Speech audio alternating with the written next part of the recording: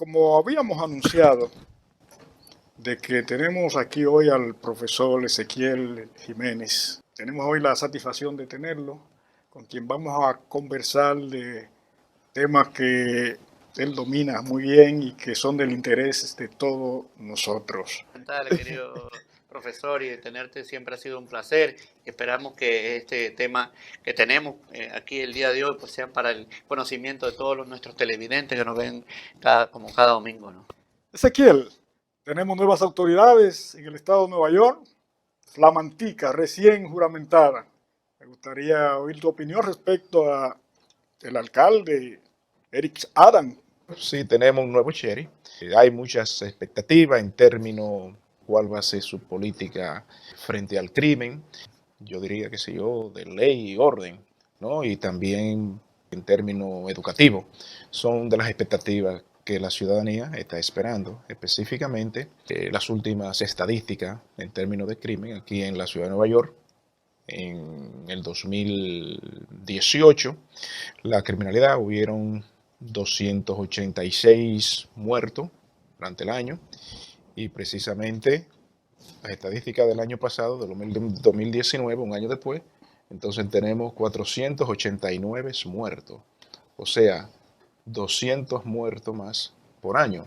Y evidentemente si esa situación se está dando, pues evidentemente hay que analizar y evaluar. Y en el caso del alcalde, que precisamente tiene un background como agente de policía, porque estuvo en ese departamento por muchos años. Claro, se destacó bastante por hacer mucha denuncia en contra del departamento de policía, pero también fue presidente del condado de Brooklyn, que quizás no es toda la experiencia del mundo para manejar una ciudad como la ciudad de Nueva York, pero aún así lo que se está esperando es que sea un alcalde que demuestre cierto carácter, por lo menos ante el crimen. Se ha dicho y se ha querido de alguna manera culpar a Di Blasio de que fue quien tuvo que ver, ya no la pandemia como tal, sino los enfrentamientos de Di Blasio con la policía. De alguna manera, desde el punto de vista de mucha gente, tuvo que ver con esto del incremento del crimen, el hecho de que en un momento dado la policía, los fondos le fueron rebajados y esas cosas, y como que había cierta apatía del cuerpo policial en sentido general, como que dio pie a que la delincuencia creciera en la magnitud que lo hizo. ¿Tú crees que las cosas anden por ahí? Bueno, hay varios asuntos.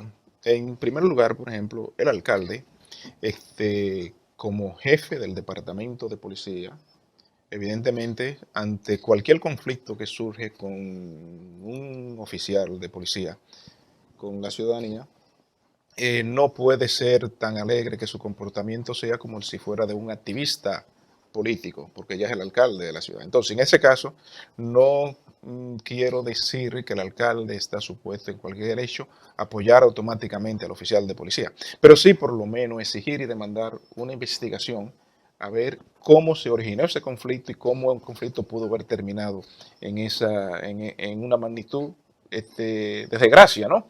Porque yo recuerdo el incidente que se dio en Staten Island con el ciudadano Eric Garden, si mal no recuerdo, que era un señor que se dedicaba a vender unos cigarrillos, una cosa en la calle. Tenía mucho tiempo y parece que la policía ya tenía muchos encontronazos con él y él siempre insistía. Y al final la policía hizo un exceso, abuso de fuerza, donde desgraciadamente el ciudadano pues falleció. Pero en ese caso, el alcalde, yo recuerdo, él fue muy alegre, repentemente su actitud fue la de un activista. Y digo de un activista no en el término de que es malo, sino que el trabajo del activista es denunciar y demandar cosas. O sea, que el activista no tiene que averiguar muchas cosas para exigir, ese es su trabajo. Entonces, pero ya el alcalde, cuando usted ocupa esa posición, ya usted no es un activista más, ya usted tiene que ser un individuo más equilibrado, porque usted muchas veces sin querer, sin darse cuenta, le manda un mensaje a la delincuencia o a las personas que deciden hacer las cosas mal para que se animen a seguirla haciendo mal, porque están reprochando a quien está supuesto a impedir que el ciudadano viole la ley o cometa un crimen antes de que lo haga. Entonces, en ese caso. Pero también hay otro detalle, o sea, durante la alcaldía de Blasio, también se promovieron leyes para que delincuentes con un historial de hacer actos delictivos puedan salir de la cárcel sin fianza. Y es verdad que el sistema de fianza no necesariamente es justo siempre, porque muchas veces una persona puede estar preso hasta que se le pase su juicio, no necesariamente porque se le ha demostrado que es culpable, sino porque no tiene recursos para pagar la fianza. Pero a la misma vez, cuando usted accede a dejar personas libres sin pagar una fianza, usted también está allanando el camino para que delincuentes profesionales con un historial como ese que mató los 2 oficiales de policía recientemente, específicamente de origen dominicano, uno de 22 años, otro de 27, que fueron a una llamada de violencia doméstica. A eso iba. Entonces, cada vez que usted ve que ocurre un hecho de esa naturaleza, los menos que muchas veces grandes medios tratan de destacar es el historial de ese individuo, porque entienden que quizás eso le va a dar la razón al oficial de policía. Pero con eso no se ayuda necesariamente ni a la ciudad ni a la ciudadanía. Cuando usted trata de una persona con un historial delictivo profesional de muchos años, tratar de presentarlo como que es una ovejita, aunque eso no justifica ningún exceso de violencia de ninguna autoridad. Sí, ¿tú no crees que si atribuyéramos eso, como han opinado algunos respecto a como displicencia de la policía en lo que es el cumplimiento de lo que son sus labores, ellos también, no creo que sea así porque ellos también están resultando ser víctimas precisamente de esos delincuentes por los 2 casos que tú terminas de señalar? Bueno, normalmente eso es algo que anualmente son cientos y cientos de esos oficiales de policía que terminan asesinados, pero ese tipo de cosas no se destaca mucho. No sé por qué, pero eso no se destaca, porque eso es alarmante. O sea, cuando los oficiales encargados de poner el orden se sienten demoralizados y moralmente con la moral baja, ejercer su trabajo se hace muy difícil, especialmente cuando sienten que no tienen un apoyo de las autoridades y de su superior en este caso. Imagínese usted que usted trabaje para una determinada compañía, usted tiene un determinado superior y que usted está realizando un trabajo de alto riesgo y a la misma vez usted se siente que usted no se siente respaldado por sus superiores o por su supervisor inmediato. Va a usted poder concentrarse en ese trabajo bien, especialmente en un trabajo de alto riesgo, porque el ser policía no es un aguaqueche. Yo no creo que son muchos los padres que quieren que sus hijos sean policías. Y no es precisamente porque sea denigrante ser policía, sino es por el alto riesgo que corre la profesión. Sí. Debo decirte que yo trabajé en una compañera de trabajo que por alrededor de 2 años consecutivos estuvimos trabajando juntos y en el servicio que prestamos aquí en la ciudad. Y tan pronto supe del caso, ya tiene un hijo, un muchacho joven, que no tendrá más que algunos 5 años en la institución, pues rápidamente yo la llamo, a los fines de alguna manera, tú sabes, mostrarle que estamos con ella porque yo sé que ella tiene la preocupación de que su hijo es parte del cuerpo. No que tuvo nada que ver, pero los padres que tienen sus hijos en la institución sí Claro, sienten una gran preocupación cuando hay ese tipo de cosas. Pero imagínese usted, esos oficiales que murieron en Harlem, un joven de 22 años y el otro de 27, pero un hecho así parecido, no tanto así, pero eso ocurrió en el Bronx aquí hace un par de años. Sí. 2 oficiales que está uno de origen asiático, sí, que estaban Bastante comiendo en el auto, algo así, y un individuo viene de repente, y cuando usted chequea el historial que tiene el individuo, es un historial de un delincuente profesional, que usted dice, ¿por y con qué facilidad es que estos individuos salen de la cárcel? De este muchacho, del matador de estos 2 policías, es un infractor no solo en el estado de Nueva York, porque se dice que él en diferentes estados tenía problemas de que había delinquido y que esa pistola alterada, tenía una correa extra que disparaba 40 tiros, fue robada en Baltimore. Esas son informaciones que tenemos. Sí. O sea que... Ciertamente, Francisco, y una de las cosas alarmantes está en que Esto vemos vivir años, años, generación tras generación, pero no hay que irse tan lejos con este tema, en la que más adelante quisiera también conversar con el profesor el tema del control de armas, hasta qué punto cualquier individuo, no solamente que tenga un historial, sino hasta el que ve querer tener y hacerse notar, porque al final del tiempo los psicólogos, psiquiatras observan diciendo de que estas personas que quieren empezar el mundo de delincuencia prácticamente encuentran las facilidades con un arma, facilidades que tú puedes tener y poder adquirir estas armas y poder delinquir a ciencia y cierta. Mira lo que pasó en Harlem también con la muchacha el puertorriqueña, muy joven también, que la mataron en Burger King, y algo muy lamentable, después que ya inclusive ya le había dado los $100 para que ya el hombre se vaya y se tranquilice, encima vino y le descargó el arma encima y la mató inmediatamente. Son cuestiones que yo creo no solamente que es la fuerza del orden o el alcalde que tendría que ver, sino también el Senado, con el respecto a la ley, la legislación.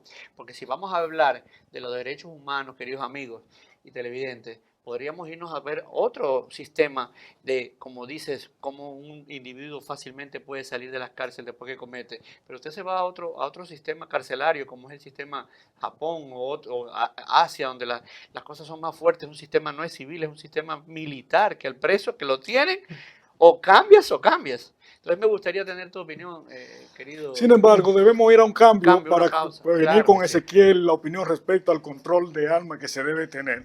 Y seguimos con nuestro profesor y amigo invitado también de este día, el profesor Ezequiel Jiménez, y dando de antemano en este segmento 2 puntos importantes, querido profesor. El tema del control de armas, nuestro presidente Biden trata de impulsar ante el Senado. Él dice que no espera ni un solo minuto más para que el Senado apruebe toda esta legislación que tiene que ver con el control de armas, primero. Y segundo, el tema comparativo que te decía con respecto a las cárceles. ¿Cómo podemos tener un sistema tan frágil como es aquí, que fácil entra y fácil sales de las cárceles? Más sin embargo, en otros lados, verdaderamente no te gustaría delinquir ni robar nada en la calle, en la parte pública, porque no te va a dar el gusto de querer volverlo a hacer. Yo soy muy cuidadoso, específicamente cuando escucho algunos representantes políticos o líderes políticos, ¿no?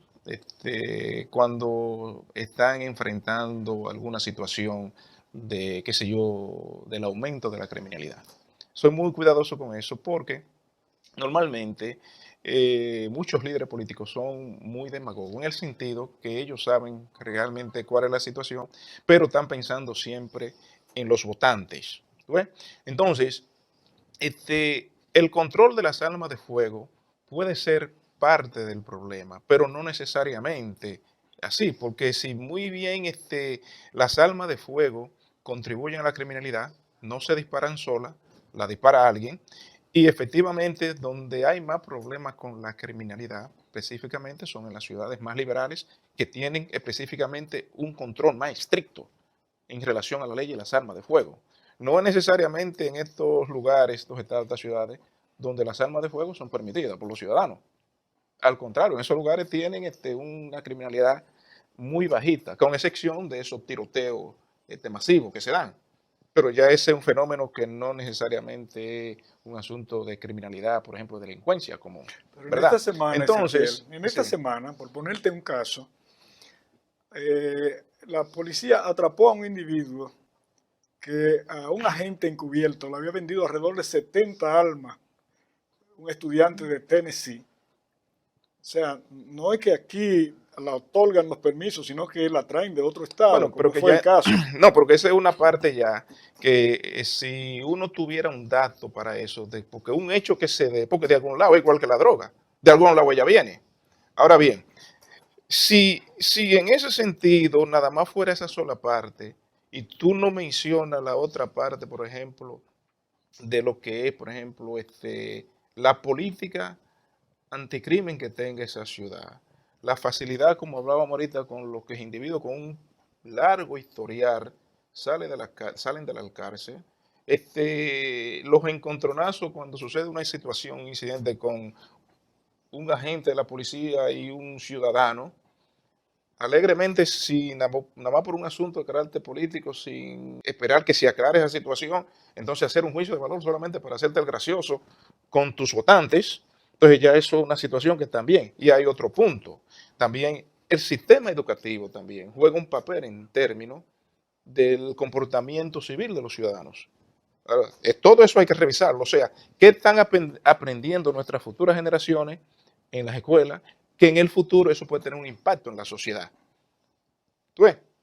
Por ejemplo, ¿cuál es lo que los niños, nuestros niños están aprendiendo en sus hogares? Porque si no se les está educando correctamente, cuando estos jóvenes salen a la calle ya como jóvenes, como adultos, realmente no va a sentir respeto por ninguna autoridad y no va a haber que realmente quien lo controle. Y evidentemente eso va a traer una confrontación que la criminalidad también se sale de control. O sea, las armas de fuego son parte del problema, pero solamente con un líder político o un representante político haga enfoque en eso. Desde mi punto de vista, eso es más demagogo, porque ese es un problema que va más hacia allá. Porque esa es una de las cosas, por ejemplo, que los defensores de las armas, yo nunca he tenido armas, ni aspiro a tener armas, es una de las cosas que ellos dicen. Por la ciudad nosotros vivimos, aquí no se hace. ¿Y por qué esas armas no vienen a hacerlo aquí? O sea, los delincuentes lo tienen allá y ellos vienen a buscar más que ustedes están diciendo eso. Entonces, si los delincuentes se producen allá sin armas, usted tiene que averiguar qué es lo que usted está enseñando a sus ciudadanos. Entonces, el problema es mucho más complejo. Lo que sucede es, por ejemplo, como le digo, cuando un político habla hay que tener mucho cuidado porque realmente las cosas las dice a media a veces, dependiendo de lo que le convenga. El argumento de las armas de fuego, solamente ese nada más repitiéndolo, lo escucho yo desde el principio de los 90. Y esta ciudad solamente tuvo un respiro en cuanto a la delincuencia, en cuanto al orden, precisamente cuando llegó un alcalde, que normalmente no son los que acostumbran a gobernar en el estado de Nueva York o en la ciudad de Nueva York, que fue Rudy Giuliani, que prácticamente se le achaca que fue el que salvó esta ciudad, sacó esta ciudad del abismo. Entonces, en ese sentido, quizás se requiere que las autoridades tengan un poco más de carácter, y no las autoridades, en este caso, los que están encargados de hacer que la ley se cumpla, sino los líderes políticos cuando en su momento están ejerciendo como autoridades. O sea que para resolver el problema de la criminalidad y el asunto de las armas de fuego, no se resuelve solamente un líder político tratando de congraciarse con sus constituyentes, con los que votan por él. Bueno, yo tomo completo esa parte que tú señalas, Es más que complejo. la he compartido siempre, que lo único que transforma y lo único que ayuda y que salva es la educación. Claro, Y cierto. que podrá decirse muchas cosas, pero cuando el individuo está bien formado, cuando de verdad se le han dado la oportunidad que se prepare, su visión es totalmente diferente. Yo pienso que la diferencia entre los humanos, y te digo que la tomo, porque yo estoy convencido de que la diferencia que hay entre los humanos, la gran diferencia entre ser educado y no serlo, Sí, claro. eso tiene una importancia trascendental. Y los padres jugamos un papel primordial. ¿Por qué? Porque los padres somos los primeros responsables de enseñarle a nuestros hijos a respetar las autoridades. Porque yo he visto escenas de individuos enfrentados a las autoridades, ya sean gente de policía, como que siempre no siente temor de nada, o que nunca ha respetado a nadie. Entonces, cuando un encuentro de esa naturaleza se da, de un determinado individuo ciudadano que no siente respeto por nada ni por nadie, ¿en dónde usted cree que va a terminar ese encuentro? Eso va a terminar mal. Entonces, esa es una de las cosas que nosotros tenemos que, como padres, como familia, tenemos que enseñarle a nuestros hijos y también estar atentos cuál es el currículo educativo que se le está enseñando a nuestros hijos en la escuela. Porque mira una cosa que yo he notado últimamente. ¿Usted sabe qué? Yo he notado que a los niños, los muchachos de las escuelas, no le están poniendo a tarea. Y yo no sabía que eso era así, porque para mí siempre a los estudiantes en las escuelas siempre nos ponían asignaciones, o sea, que evitaba que tuviéramos mucho tiempo de vago. Ahora también se puede implementar unos programas que había aquí en la ciudad de Nueva York en los 90, a principios de los 90, en los mediados, que eran unos programas de educación para los padres. Porque es verdad que hay muchos padres que necesitan también ser educados para que ellos puedan educar a sus hijos, o sea, que enseñarlos cómo ayudar a crecer a sus hijos. Porque el ser padre no es algo que se estudia y tener hijos es algo que la persona no lo estudia y muchas veces ni lo programa ni nada, solamente lo tiene. Pero después que lo tiene, si tú no sabes cómo lidiar, si te falta alguna cosa, pues entonces si hay un programa extra en la comunidad, un entrenamiento que se pueda tomar, pues eso entonces está de maravilla. Mira, se ha dicho que la ociosidad es la madre de todos los vicios. La ociosidad, el no tener que hacer. Sí. Y cosas tan simples como la tarea que no, Eh, que no tienen, no llevan tarea a la casa. Eso dice